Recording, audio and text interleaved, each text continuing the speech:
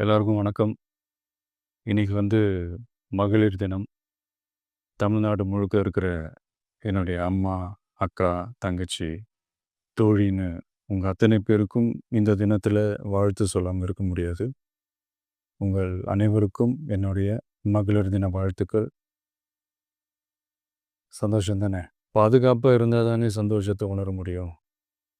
அப்படி எந்த பாதுகாப்பும் இல்லாதப்போ, இன்செக்யூரிட்டியா இருக்கிறப்போ, எந்த சந்தோஷமும் இருக்காது தானே!